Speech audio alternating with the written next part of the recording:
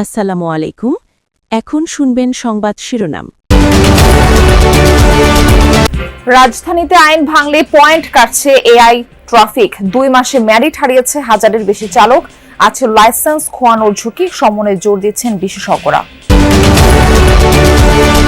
জামায়াতের নিবন্ধন ফেরানোর পূর্ণাঙ্গ রায় প্রকাশ। চূড়ান্ত সিদ্ধান্তের আগেই রিট ছিল অকালভক্ত। পর্যবেক্ষণ আপিল বিভাগের। এইচএম আজহারকে খালাসের রায়ের অনুলিপি প্রকাশ। নিয়ন্ত্রণে আসছে না হাম। 24 ঘন্টায় ময়মনসিংহে প্রাণ গেল আরও এক শিশু। সেবা দিতে হাসপাতালে হিমশিম অবস্থা। ইরানের শান্তি প্রস্তাব প্রত্যাখ্যান করলেন ডোনাল্ড ট্রাম্প। কারো মন রক্ষায় অবাস্তব সিদ্ধান্ত মানবে না তেহরান। ইউরেনিয়াম শেষ না করা পর্যন্ত যুদ্ধ চলবে, হুঁশিয়ারি নেতানিয়াহুর। এখন শুনবেন বিস্তারিত। ট্রাফিক আইন ভঙ্গ করলে এখন ড্রাইভিং লাইসেন্সও খোয়াতে হতে পারে। মোট পয়েন্ট 12। মোটমাট 13 ধরনের অপরাধে পয়েন্ট কাটা গিয়ে শূন্য হলেই লাইসেন্স বাতিল হবে। আপাতত 4 চাকার যানবাহনের চালকদের বিরুদ্ধে এই ব্যবস্থা প্রয়োগ করেছে ডিএমপি। নতুন এই ব্যবস্থা, গাড়ি চালক সড়কে চলার সময় কোনো অনিয়ম করলে ট্রাফিক পুলিশ এতদিন মামলা দিত গাড়ির রেজিস্ট্রেশনের বিপরীতে। মামলা বা জরিমানার মাসুল গুনতেন গাড়ির মালিক। তবে নতুন ব্যবস্থায় এবার শুধু মামলা বা জরিমানায় নয়, আইন ভাঙলে কাটা যাচ্ছে ড্রাইভিং লাইসেন্সের পয়েন্ট। মানুষ এখন আগের চেয়ে অনেক বেশি সচেতন। সময়ের সঙ্গে সঙ্গে নতুন সমস্ত রকমের তথ্য তারা নানাভাবে জানার চেষ্টা করেন। তবুও সড়কে চলাচল করতে গেলে ভুল হয়। সেই ভুল কখনো ইচ্ছাকৃত, কখনো অনিচ্ছাকৃত। আর এই ভুল যখন সড়ক আইনের ব্যত্যয় ঘটায়, তখনই আইনি ব্যবস্থা নেন দায়িত্বরত ট্রাফিক পুলিশ। রাজধানীর গুরুত্বপূর্ণ মোড়গুলোতে এখন আরও কড়া নজরদারি ট্রাফিক পুলিশের। আইন ভাঙলেই হচ্ছে মামলা, সাথে যোগ হয়েছে অটো মামলাও। ট্রাফিক পুলিশ জানায়, নতুন এই ব্যবস্থায় অপরাধ ভেদে 1 বা 2 পয়েন্ট করে কাটা যাবে ড্রাইভিং লাইসেন্স থেকে। কারো পূর্ণ 12 পয়েন্ট কাটা গেলে স্বয়ংক্রিয়ভাবে স্থগিত হবে লাইসেন্স। ডিএমপির ট্রাফিক বিভাগ বলছে, গেল 2 মাসে হাজারেরও বেশি চালক খুইয়েছেন পয়েন্ট। পয়েন্ট হারানোর পর আপিলেরও সুযোগ আছে। পরের 6 মাসে কোনো অনিয়ম না করলে যোগ হবে 2 পয়েন্ট। তবে হচ্ছে এখনো অনেক চালকই জানেন না জামায়াতে ইসলামীর নিবন্ধন ফিরিয়ে দিয়ে রায়ের পূর্ণাঙ্গ অনুলিপি প্রকাশ করেছেন সুপ্রিম কোর্ট। রায়ে বলা হয়, দলটি নিবন্ধন বাতিল করে হাইকোর্টের রায়ে সঠিক আইনি ব্যাখ্যা ছিল না, আপিল বিভাগে প্রতীয়মান হয়েছে।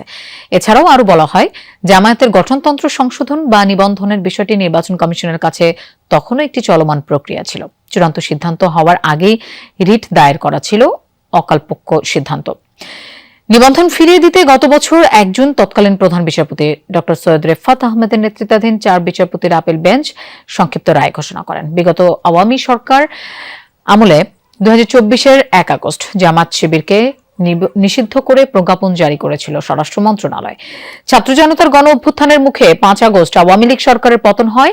8 আগস্ট অন্তর্বর্তী সরকার গঠিত হয়। এরপর জামায়াতে ইসলামী এবং ইসলামী ছাত্র শিবিরকে নিষিদ্ধ করে জারি করা আগের প্রজ্ঞাপন বাতিল করা হয়। এদিকে 71-এর মানবতা বিরোধী অপরাধের মামলায় জামায়াত নেতা এইচএম আজহারুল ইসলামকে মৃত্যুদণ্ড থেকে খালাস দিয়ে পূর্ণাঙ্গ রায়ের অনুলিপি প্রকাশ করেছেন হাইকোর্ট। জুলাই গণ অভ্যুত্থানে হত্যা সহ 13টি মামলার মধ্যে সাংবাদিক দম্পতি ফারজানা রূপাকে 6 ও শাকিল আহমেদকে 5 মামলায় জামিন দিয়েছেন হাইকোর্ট। তবে তাদের প্রত্যেকের একটি করে মামলার এখনো জামিন হয়নি।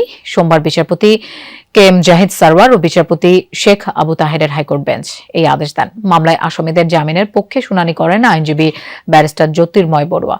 রাষ্ট্রপক্ষ শুনানি করেন অতিরিক্ত অ্যাটর্নি জেনারেল অনিক। হাম ও উপসর্গে থামছেই না মৃত্যু। 24 ঘন্টায় ময়মনসিংহ মেডিকেলে প্রাণ গেছে আরও একজনের। হাসপাতালটিতে নতুন রোগী ভর্তি হয়েছেন 24 জন। চিকিৎসা শেষে বাড়ি ফিরেছেন 35 জন। সিলেটের হাসপাতালগুলোতে 24 ঘন্টায় ভর্তি হয়েছেন 65 জন। চিকিৎসাধীন রয়েছেন 280 জন রোগী।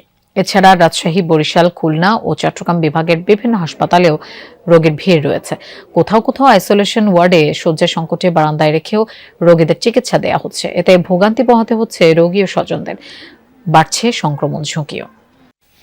শুধু শিশুদের মধ্যে নয়, হামের উপসর্গ দেখা দিচ্ছে বড়দের মধ্যেও। চট্টগ্রামে বিভিন্ন হাসপাতালে ভর্তি হচ্ছেন অনেক কিশোর, তরুণ থেকে শুরু করে প্রাপ্তবয়স্ক মানুষও। চিকিৎসকরা বলছেন, প্রাপ্তবয়স্করাও হামের ঝুঁকির বাইরে নন, বিশেষ করে যারা শৈশবে টিকা নেননি। তীব্র জ্বর আর হামের উপসর্গ নিয়ে চট্টগ্রামের জেনারেল হাসপাতালে হাম ওয়ার্ডে ভর্তি হন 16 বছর বয়সী জিসান।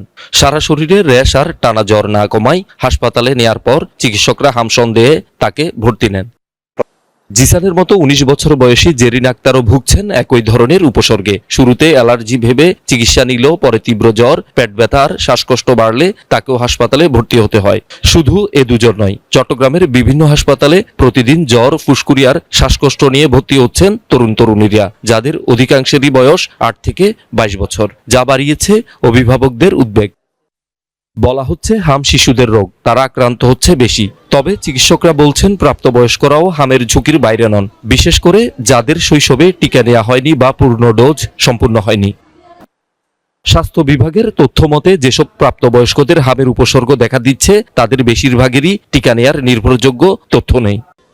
সরকারি হিসেবে চট্টগ্রামে এখন পর্যন্ত শনাক্ত 115 জনের মধ্যে 8 বছরের ঊর্ধ্বে রয়েছে 9 জন। উপসর্গ নিয়ে হাসপাতালে ভর্তি আছেন প্রাপ্তবয়স্ক অনেকে।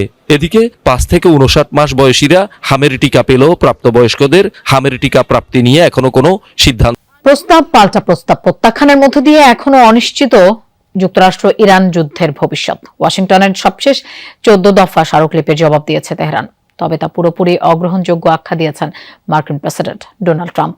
ট্রাম্পের মন রক্ষায় কোনো পরিকল্পনায় সমর্থন দেবে না স্পষ্ট জানিয়ে দিয়েছে তেহরান।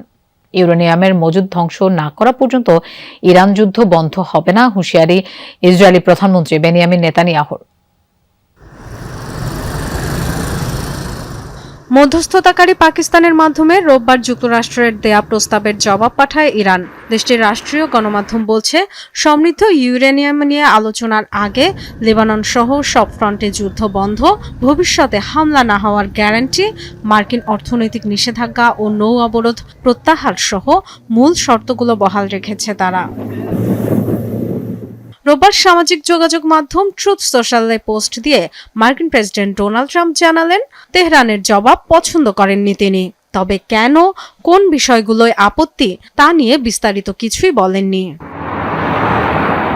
তেহরানের দাবি, তাদের জবাব ছিল বাস্তবসম্মত ও ইতিবাচক, কিন্তু ডোনাল্ড ট্রাম্প বাস্তবতায় বিশ্বাসী নন বলেই ইরানে পরাজয়ের মুখে পড়ছেন।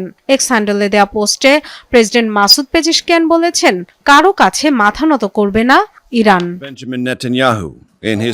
যুক্তরাষ্ট্র ইরান পাল্টাপাল্টি প্রস্তাবের মধ্যেই ইসরায়েলি প্রধানমন্ত্রী বেনিয়ামিন নেতানিয়াহুর হুঁশিয়ারি, এখনো বন্ধ হয়নি যুদ্ধ। সিবিএস নিউজের 60 মিনিটস প্রোগ্রামে দেয়া সাক্ষাৎকারে বলেন, ইরান থেকে সমৃদ্ধ ইউরেনিয়াম দূর না করা পর্যন্ত চলবে অভিযান। এখনো সমৃদ্ধ ইউরেনিয়াম সম্বলিত স্থাপনা আছে সেখানে। প্রক্সি গ্রুপগুলো আছে যাদের ইরান সহায়তা করে। ব্যালিস্টিক মিসাইল আছে যা তারা এখনো উৎপাদন করতে চায়। অনেক কিছু ধ্বংস করা হয়েছে, কিন্তু এখনো আছে। আরো কাজ করতে হবে। আমাদের সম্ভাব্য সামরিক পরিকল্পনা নিয়ে কিছু বলবো না, কোনো সময়সীমার কথাও জানাবো না, তবে বলতে পারি এটা খুব গুরুত্বপূর্ণ মিশন।